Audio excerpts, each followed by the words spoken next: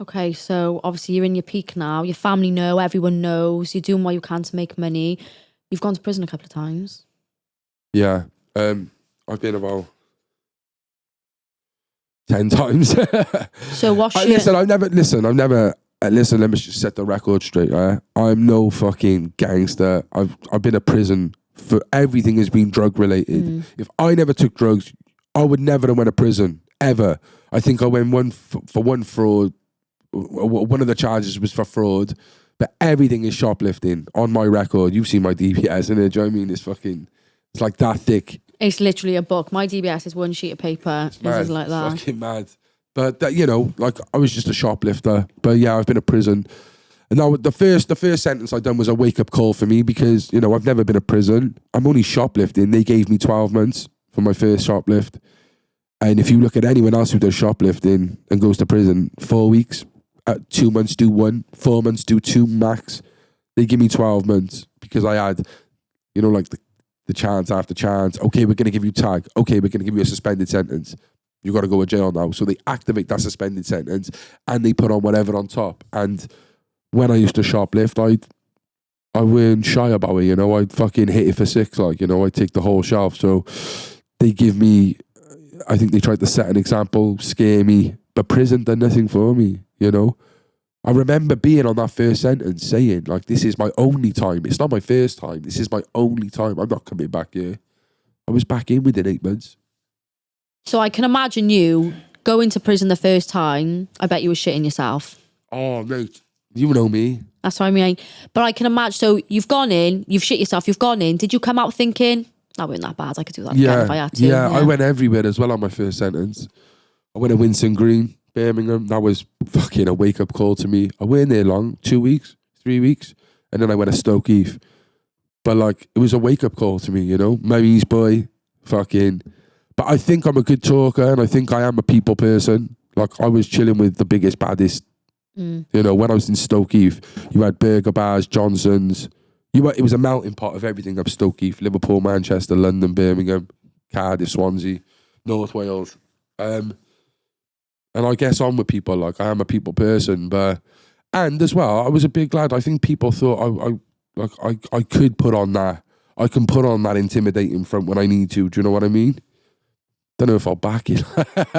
Barks versus Spy. 100%. Nah, I'm joking. I'll fuck you up.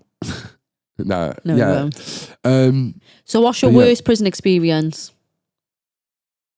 Oh, myself or? Yeah, you. Just your worst experience. Probably my first sentence. I've had times where I've been on basic, on security, on security checks. So if you're on security, you're not allowed off the wing or nothing. I've had all that. That was horrible. But I think my worst experience was probably Birmingham, Winson Green. It's a dive, mate. And Cardiff's rough. Cardiff's a rough prison, but Winson Green, that first ever sentence, it was all new to me, Once I done it once, it was, jail's never easy. Anyone who says jail's easy, they're lying. When you have your freedom taken away and you're sharing a cell with someone, it's not nice, And you're constantly, there's eyes on you all the time. Someone's watching what you're doing 24/7. It's the most paranoid place ever. It's very, very intimidating, And that first sentence I done, it was just horrific. Birmingham's a very old prison.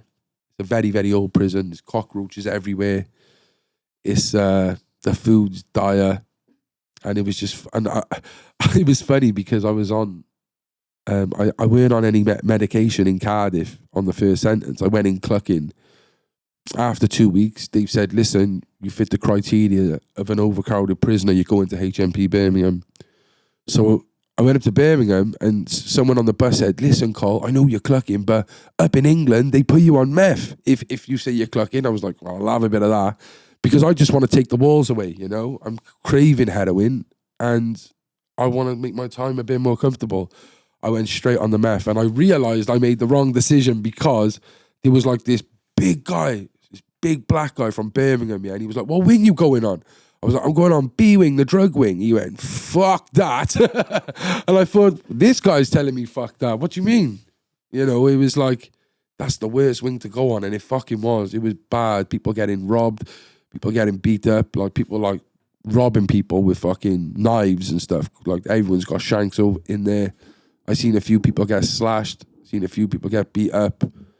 I've said the stories before, like there was a few Welsh lads up there who tried bringing me in the cell and saying, listen, this jail's like, it's not like any other jail you've been to, and you know, watch out. And the one said, like, 4 people have killed themselves on this wing since I've been here, and that he was only on there a couple of months. But you don't hear that. Like, they don't report that stuff in the news and stuff, you know.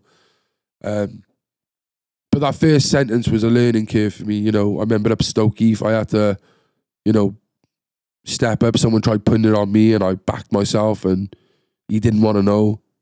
Lucky for me. But like, yeah, no, it's like, you know, that was the only time in jail that the things I heard on real life about jail actually kind of nearly happened to me. I've obviously, every sentence I've been in, I've seen people get hurt, I've seen people get scalded, I've seen people, you know, it's a horrible place, it's a volatile place, and every single day that bell goes off. But it's down to you how you go about that life. It's down, you know, prison is what you make it, the same as life. If you go into prison thinking you're a bad man, robbing people, getting in debt, ticking, then you're going to have some sort of comeuppance. If you go to jail, keep your head down, you know, go to work, you'll be fine. No, I'm not saying I kept my head down. Like, I was actually really fucking loud, and anyone who's been to jail with me would say he's fucking mad, like, you know, get on with anyone.